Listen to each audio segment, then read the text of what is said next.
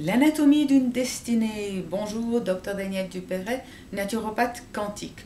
Le poster que vous voyez ici est en anglais, mais je vais vous le traduire et en annexe de cette session, de cette vidéo, vous allez recevoir l'anatomie d'une destinée en français.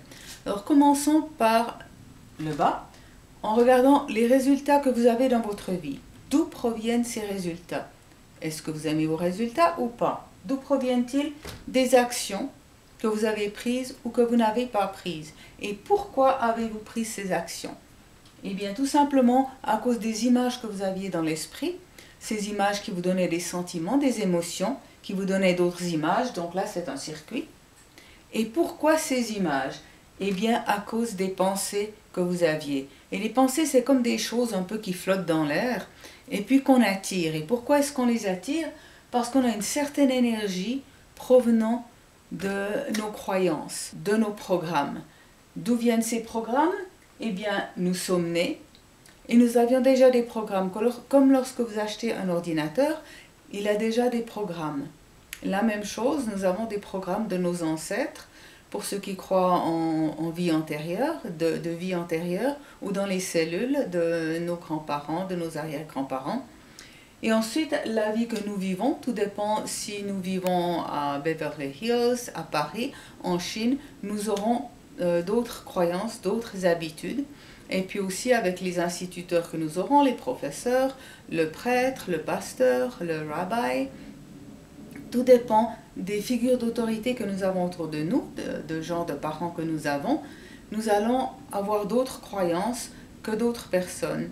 Et puis il y a aussi les archétypes, ce sont des programmes cosmiques que nous vivons. Par exemple, nous faisons du sabotage, ou bien nous jouons à l'enfant, nous jouons des jeux cosmiques. Et aussi, cela dépend beaucoup du champ d'énergie des personnes qui nous entourent.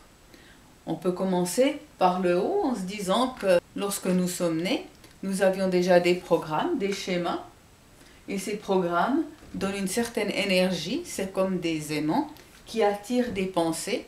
Ces pensées nous donnent des images, des émotions, d'autres images, d'autres émotions, d'autres sentiments.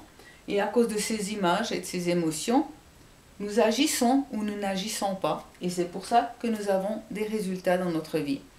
Donc on peut remonter et puis trouver d'où viennent ces résultats en pensant à nos croyances, en pensant à nos programmes. Et ça, on peut les changer. Donc si on change les croyances et les programmes, on aura d'autres résultats. Ensuite, ici en bas, j'ai mis l'impondérable. On ne comprend pas tout encore. On comprend de mieux en mieux comment la loi d'attraction, par exemple, fonctionne, comment d'autres lois fonctionnent, mais on ne comprend pas tout. Donc là, un petit cercle en se disant, on ne sait pas, on ne comprend pas.